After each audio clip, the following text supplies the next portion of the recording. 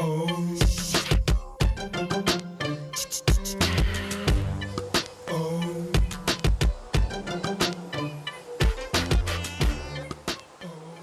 up, y'all? It's your boy T. Scott back here, 4thKiTV, the backyard show with a new edition with my man here. But before I get started introducing you, let me just do some sports things. Lions are 6-2 right now. Michigan's playing at homecoming against Indiana. Go blue! Let's do this. And the Wings doing good. Pistons are starting up. Let's have a good sports year for Detroit. All right. We out that order, out that way. Now, let me introduce you to my man right here, Mr. Anthony Brannon. Mr. Anthony Brannon, a long-time friend, long-time associate from Belleville, as more often as y'all know it as the Ville. Mr. Brannon. Sam, how you doing, man? What's happening? Glad to be here.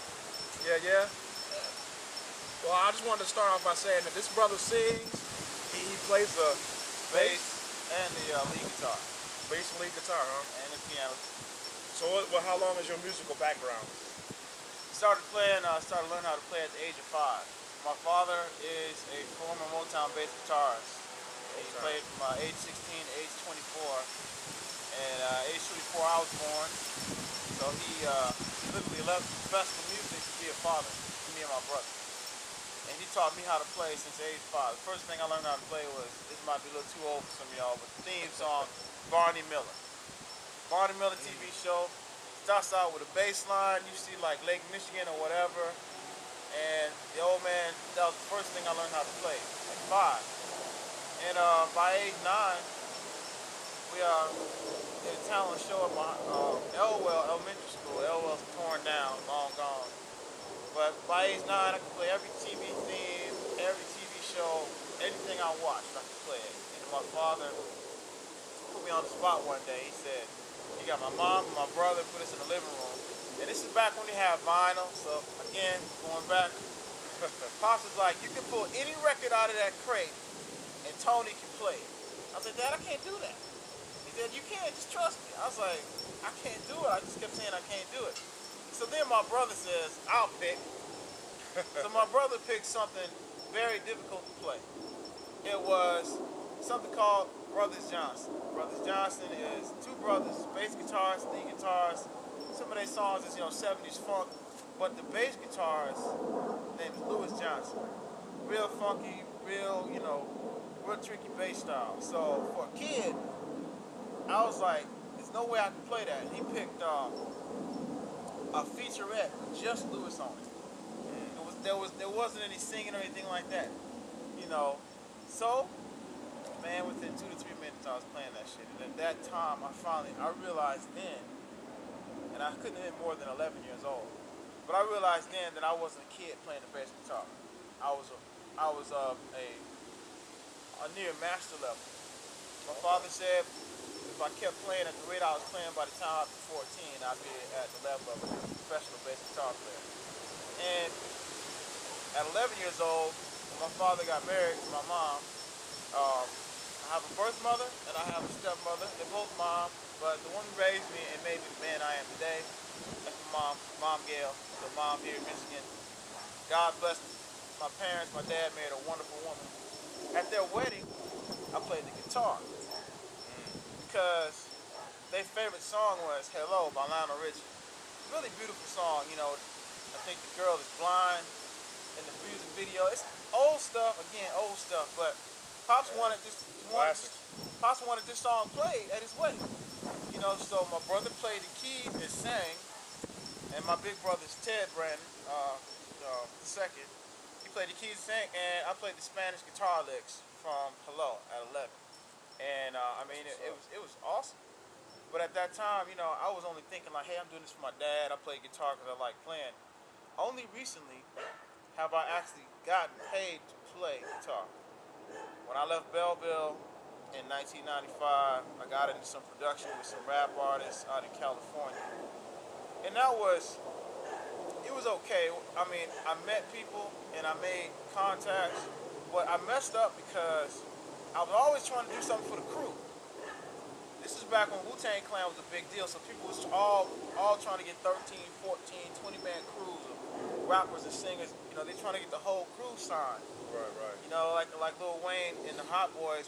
I mean, Lil Wayne, he was really young, and that's what they got. They got like a $90 million deal to start their own record label. So you know, these guys are trying to do the same thing. But anybody tell you, having two dudes in a crew, two-man rap group, Run DMC, it's hard as I know what. Right. Just to get somebody to be on time and do what they need to do. Right. Magnify that by 14, 15. Yeah, when you got an entourage, it brings too many problems, too much So drama. it was me and two other guys that were the producers. You know, I did live music. Plus, I can still work keyboards and drum machines and stuff like that. But I was like, look, let's cut it down to the magnificent seven. Let's get 7 guys that we know is going to be serious, and let's roll with them. Surely by the time we get a record deal, the other 7 or 8, they're going to be like, all right, man, you know, we coming along. I was like, okay, well, you're going to come along on our terms. But let's stop messing with all of these dudes who got their own agendas and all this kind of stuff. So they wasn't really feeling it, you know. Guys from high school, guys from the neighborhood. I was the guy from Midwest. They were from New York, from California, so we were in California at the time. They was like, man, it's right what you're saying, but these people are fam. So I was like, all right. So I said, I'm going to Wichita to see my people. I'll be back in 2 weeks. I never came back. Got into a volunteer organization, and I taught kids and adults how to play music, and that's where the bulk of my time has been spent. Now I'm back home to do 2 things: secure my family home, to look after my parents, and just reestablish family ties. My man Tim, I mean, it is. You imagine a guy that started playing when he's 5 years old. Now I'm 40 years old. You know, 2 and 2 together. You know, I can do some things on the guitar now. So I'm looking to, you know, market my skills. You know, people want me to play for them.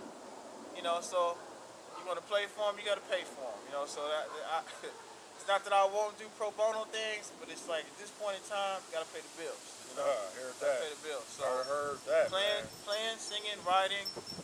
And I've told Tim and another associate of ours, I've exposed them to my writing abilities, meaning writing stories and character, so they can do some film and television and even animation.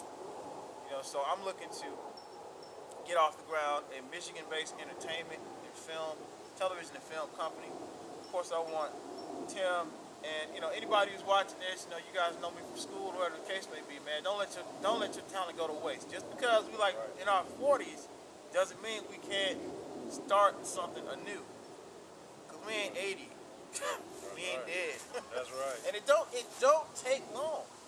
It does not take long. Oh, sure don't. It don't take long. You know, the Detroit Lions are a perfect example of what happens when you get the right head, the right commander to take the soldiers into battle. Detroit has had talent for many, many years. You know? Many years. We've been hopeful for many, many years. Yes, I was watching Detroit from Atlanta. I was, you know, talking trash to people from Atlanta, even when we lost. And I said, yeah, we got a record, 0-16. You know what I'm saying? It ain't the best record, but it's a record. And that's still my team. So now that they're winning, you know, that's cool. But win or lose, you know, I'm a Detroit Lions fan. So there you have it, like ladies the Lions, you know, we're gonna do something that hasn't been done in a long time. Entertainment? Detroit, you know, Motown, you know, they set a precedent that really nobody's been able to follow. Yeah, entertainment. Since then, you know, and you know, we have a lot of people that's here, that's from Michigan, that's done really big things. That's right. I mean, Eminem is from Michigan. I mean, there's countless people that I can name that's from Michigan. And, you know, just a shout out to Eminem. I always see him doing things that's for the city of Detroit, for Michigan, things Shout like to Kim. that. So, you know, and Kim Chemistry. Kim Chemistry, man, his bass player is a guy that I met when I was a kid. Mark used to have these big parties. I don't know if you came to one, but Mark used to have these big parties, 300-400 people out to the farm where we stay at. And Kim's bass player now, he's come there and play. And it was like he's like one of the guys that I learned from just watching him play. My father would be like, hey, you know, that's so-and-so, look at what he's doing, look at the bass he's playing. Now, he's still playing, and now he's playing for Kim Chemistry. And matter of fact, I think me and my family are gonna go see them tonight. So Oh, that's what's up. it's a small world, man. That's Small what's world. up. That's what's up. So I'm just being patient, you know, and just put my name out there. I mean, my father, since he's retired from AT&T, he's gigging. My dad plays in 2-3 bands, and he is on a contract. His contract is that. I mean, my father has so much work. He's looking to get some my way because he knows that I'm a good bass player. But it's like that's the kind of thing that I could always appreciate. Possibly be like, hey man, you grown man, you on your own, you know what I'm saying? You can have a house, but you can't have my contract. But I'm, you know, my pops is not necessarily. Stand on your own too, boy. But my pops is not necessarily giving me his work, but I know my dad would put the word out there. And I don't know if you ever been to Boneheads. Oh yeah. On it's out there in Willis. No, not Boneheads. I've been meaning to go out there. We gotta go hit it up one day. Boneheads Grill, man. My father's friend named Johnny. He's a George Benson level guitar player. Okay. Kind of dude that you eating your barbecue and your brisket, and then you hear him play. Oh, you know. Did you just hear what he just played? You know what he just played? You know what I'm saying? I was like, okay, you playing like that. You know, so a couple of times I visited here. You know, in May. But a couple of times, you know, my pops and my mom and Johnny is like, man, go up there and, you know, do your thing. So I don't play guitar at George Benson level. I ain't gonna lie. Okay. I can do some things with some Hendrix stuff, and you know, I can do some. What things about Prince? Can't sleep on Prince. Oh no. Prince is a magnificent musician, but as far as the music and the guitar riffs that he plays on his music, I'm far closer to Prince than I am to George Benson. George Benson's a blue note jazz guitarist. Right. I don't know if y'all know about that. That's like before me and Tim's time, almost before our father's time. Right. He blue note jazz guitarist, but. What about B.B. King? B.B. King? All I need is a Jericho wig. Give me a Jericho wig and a diabetic stick. I'm sorry. But hey. Sorry, B.B. King. I love B.B. King. The king. All right. We're going to wrap this up here, but I'm going to throw up on the screen where people can contact you. Yeah. Through Facebook. Is it cool? Or yeah, I mean, absolutely. I have a public Facebook page. You know, you'll be able to see it's Tony Brannon. It should be Tony Brannon 2, the number 2. Tony Brannon, the number 2 at Facebook.com. You see me in a black suit. You also see some advertising for a play that I was in, because I act too. I got into acting when I was in Atlanta. So for those people that, man, if you need somebody to act and sing in a stage play or whatever the case may be, man. Just a multi-talented thread here, Tony Brannon 2 at Facebook.com. It's Tony Brannon 1 at gmail.com. It's Lawrence AT1, and that's Lawrence AT1 at Yahoo. So you contact me on those 3 things, I will get back with you, and I will not waste your time. Before we go though, I want to say thanks for coming out here, braving the weather. My pleasure, man. I want to give a shout out to Rob P behind the camera, braving it out here with us today to make the backyard show happen, y'all. And we will see you on the next edition. And stay safe, be blessed, and go Lions. Peace.